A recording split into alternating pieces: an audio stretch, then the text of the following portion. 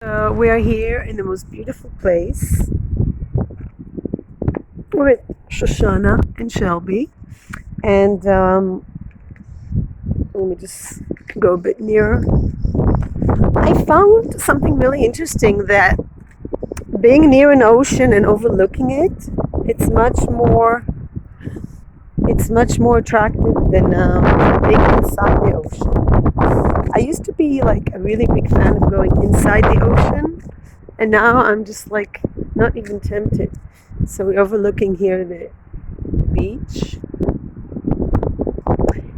Today's really a more calm beach. It's a wonderful thing about the ocean. Every day is different. This is the religious beach.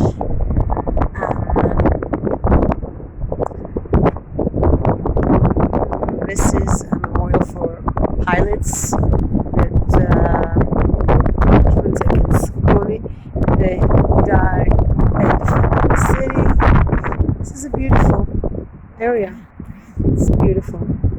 I just finished reading a very interesting book. It was about a really interesting time during the Turkish rule of Israel, the land of Israel, and it gave me a lot of perspective. That's what reading novels based on history do to you. And it was a story of the son of the Eliezer Ben Yehuda, who was the one who renewed the Hebrew language. This is very important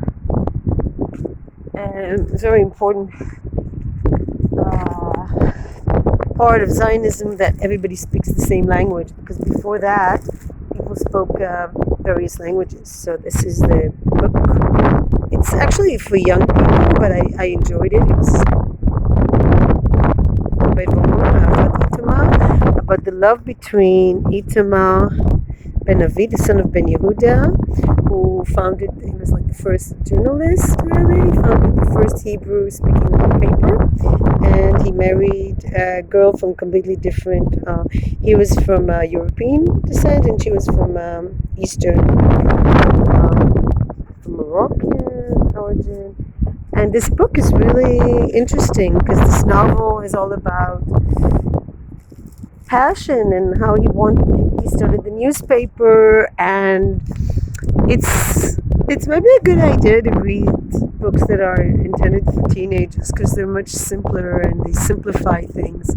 And she did a lot of research, I guess, because there's a lot of information there, a lot of resources, sorry. So it was about a love story between the son of the Eliezer Ben Yehuda, the one who modernized Hebrew, who made it possible for people to speak it by inventing words, taking words from the Bible. He was a linguist, and the language, the Hebrew that we've spoken today, is thanks to him.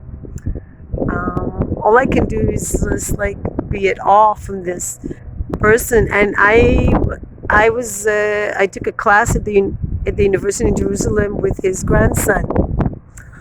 So this is kind of special. Wait, let me think. It was his grandson? No, his great-grandson.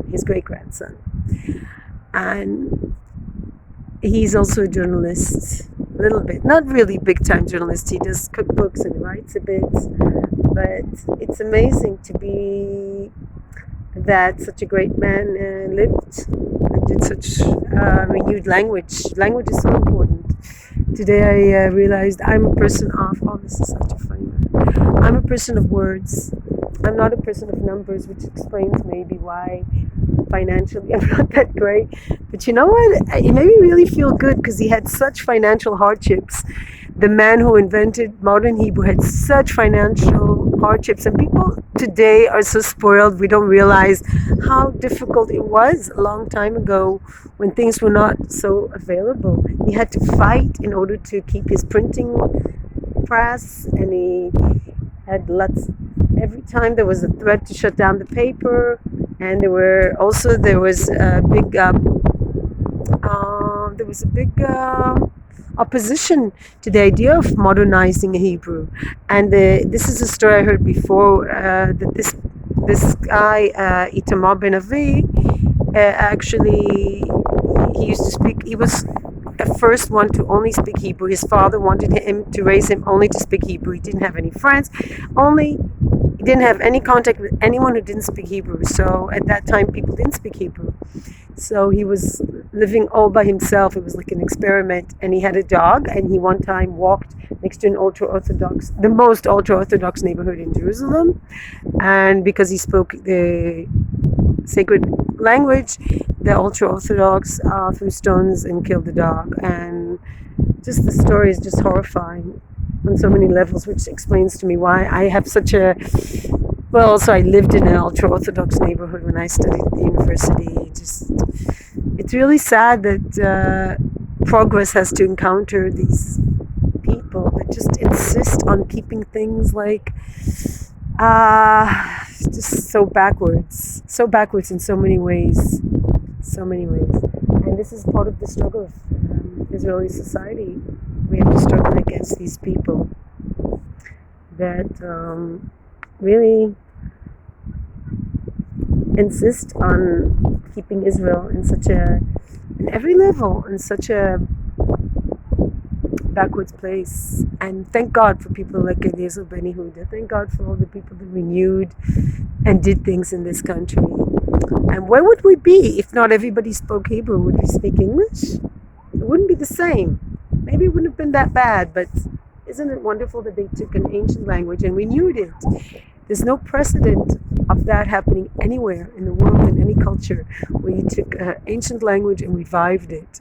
And it had to do with the revival of life here in the ancient land, which makes it so special. To live here. And when I was reading about how this Itamar Ben Yehuda studied in Berlin, in Paris, and then he came back to Israel. Land of Israel at the time was like they had nothing. And also what I didn't learn something so new, but I can only admire the struggles that these people have been through at the time when this land was barren. And to read about Tel Aviv that had only a few houses, and his visit to Tel Aviv, that it was just a small little neighborhood and sand, and there were no buildings, there were just small houses here, and how much has changed in the past 100 years. It's just amazing. In a way I like simple life, but in a way it's really great that this can continue. Also the idea that the Sephardic and the Ashkenazi Jews, the separation between them, the ones who came from Europe or the ones who came from Arab lands, former Spanish, visit Spain. They were in Spain and then they wandered to North Africa and all these areas. It's just interesting because we tend to think sometimes that the Jews from Arab lands, the Spanish descent, are the underdogs, but apparently in Jerusalem at the time they were the majority, and they were very wealthy, very, very wealthy merchants. At the time of the Turkish Empire, the Sephardic Jews were quite wealthy and successful. So I don't like that anyone is presented as a stereotype, and I think it's about time that we recognize that time, that era, and stop looking down at Sephardic Jews or themselves also presenting themselves as underdogs and victims of the European establishment. Yes, there's prejudices and there's all kinds of discriminations for everybody, but that's part of human beings that are just so backwards and don't give people equal opportunities. Anyway, peace, light, and love, and in this beautiful, beautiful place. It's just such a peaceful place.